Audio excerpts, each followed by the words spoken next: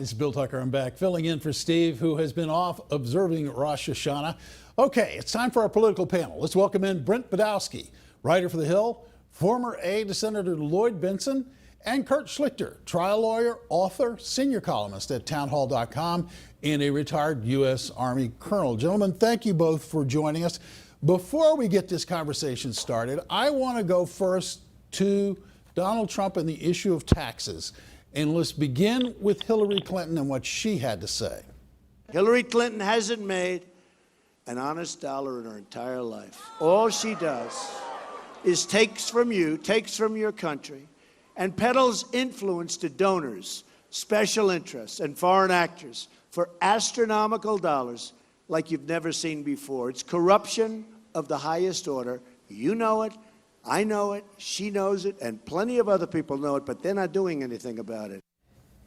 And that was Donald Trump reacting to comments by Hillary Clinton, who took him on for the report in the New York Times on a 21-year-old tax form that they published, which showed that he took $1 billion loss and paid no taxes. So he was reacting to her comments. I suspect that our two guests this evening might have different takes on that, especially since Brent's column in The Hill is about how Sanders and Warren are shining in the spotlight, and in particular, shining for the way Senator Sanders has taken on Donald Trump and his failure to pay taxes. Brent, did I characterize you fairly correctly on that? Absolutely. Why do you think this is a shining moment for Sanders and Senator Warren?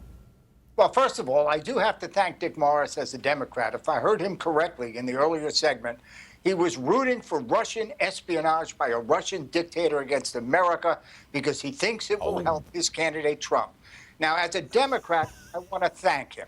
I look forward to the next Clinton-Trump debate, and we'll have some fun with that. I don't think that's what he was doing, Brent. I think what he was saying is that they hacked in and they have stuff and they might put it on the website. I don't think it's fair to characterize him as cheering on Vladimir Putin. Well, bring Dick back someday, and he and I can debate Vladimir Putin and Donald Trump, and I look forward to it. Well, now, on the tax issue, I think what Bernie and Elizabeth Warren have been saying for some time, that the system is rigged, the system is unfair, the system is a ripoff. Billionaires, Bernie said, can get away with paying no taxes. In fact, Donald Trump himself said, when nobody was looking, that the wealthy should not be allowed to get away without paying any taxes. This makes the progressive populist point to a T. And by the way, when we get into the health care debates, Bernie and Elizabeth Warren and I and a lot of Democrats, including Hillary Clinton, will be pushing for single-payer health care. And I'm sure you will. I know that you can't wait to inflict on the rest of us the same health care system that we've inflicted on our veterans. The Republicans advocate the insurers and the big banks and the health care lobby, the big pharma and all those guys. So Bernie and Elizabeth are doing okay. Kurt, jump in here. Get a word in edgewise. What do you say?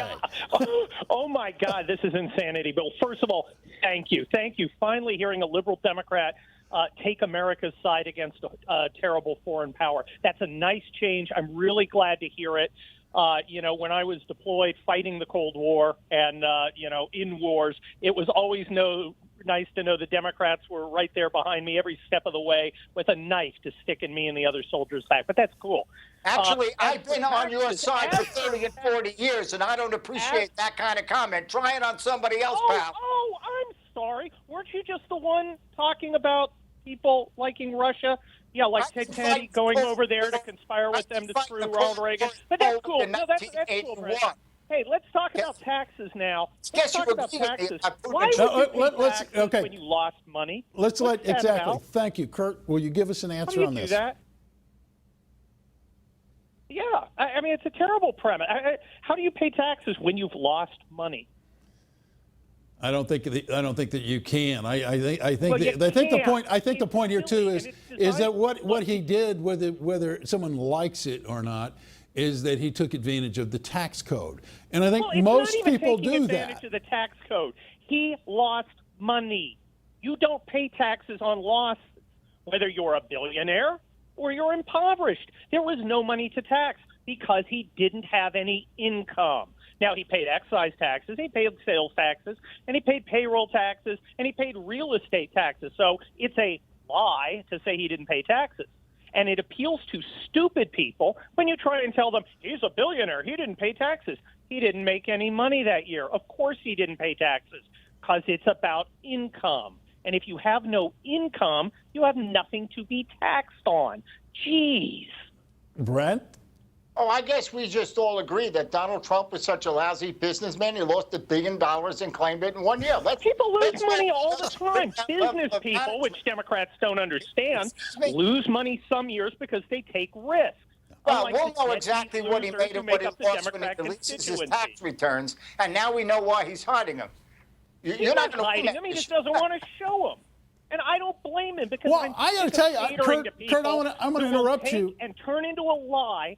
Kurt, I'm going to interrupt you for a second, because I want to pick up on that point. He has not released his taxes. There are obviously a lot of political pundits who feel both ways very strongly that he should or he shouldn't.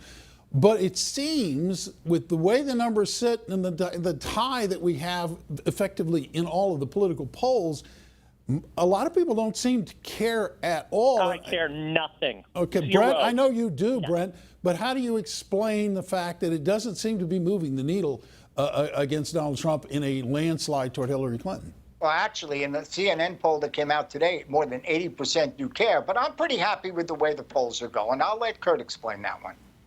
Well, I think Donald Trump's taken a hit because he didn't prepare last week. He came up and he wasn't ready. He was arrogant, as he has been, and I hope he's learned his lesson, because his message is so empowering and so important.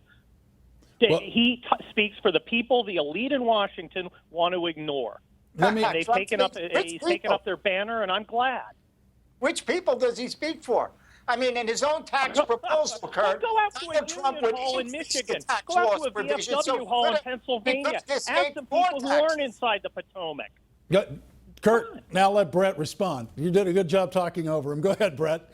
Yeah, I mean, if Kurt wants to claim credit for Trump losing $1 billion, let's praise the Lord. He may never get the chance to take that level of management. Oh, please. We're talking about government, guys. Okay, the government loses billions upon billions upon billions of dollars every year, and we're now almost $21 trillion in the hole. So, I mean, this conversation has gone into the land of the absurd. The government loses more money than anybody, and this is crazy. His only qualification to be president is his alleged business. He called himself brilliant. He's calling himself genius. Yeah, you lose $1 billion and you don't pay taxes. You lay off workers and keep filing for bankruptcy. If that's business brilliance and genius, it's time for all of us to take a deep breath and stop laughing.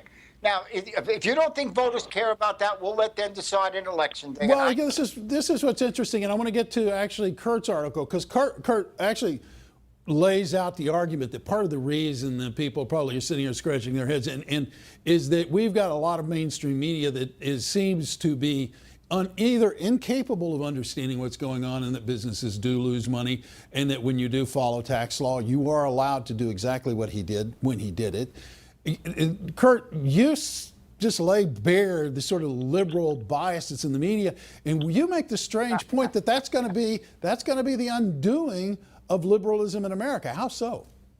Well, I think that liberalism is propped up in large part because it has the media on its side, a media that distorts to such a point it's almost a lie. Look, when the New York Times, which itself takes net operating losses because it's a giant dinosaur and a giant cash sinkhole, when it does the very same thing Donald Trump does and doesn't disclose that to its readers, doesn't explain, in business, when you take risks, sometimes you lose, and in those years, you deduct your losses. And in years where you make money, you pay.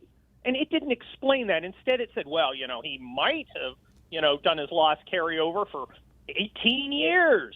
That's so distorted and so incomplete as to be a lie. And, people see it. People like me, I'm here. I'm at the business that I built. Yes, I did build that. And I understand how this stuff works. And so do millions of other small business people around America. They understand how things work, and they're insulted by the media. I wish the media would go back to objectivity. Apparently, Trump's an exception to it, and they think they can go back to normal afterwards. But really, once you sell your soul, devil doesn't give refunds. We're closing in on less than a minute left, but Brent, I got to let you respond. The media didn't tell Donald Trump to keep his tax returns secret. And I'd love to give Kurt some truth serum. I'll pay him $1,000 to take truth serum and tell our audience what he thinks Trump is hiding. Well, but there is. Look, I think candidates. I just want to say this really quickly. I think candidates should disclose these things. His return secret. It's Trump. He's the one doing the hiding. All right, guys. Reporting the facts. I got to go. Thank Kurt, Brent. Thank you. Thank you. Fun as always, and do appreciate it. Up next, Newsmax contributor and pollster John Zogby will join us. Got a couple of interesting insights on what's going on with the polls, so keep it right here.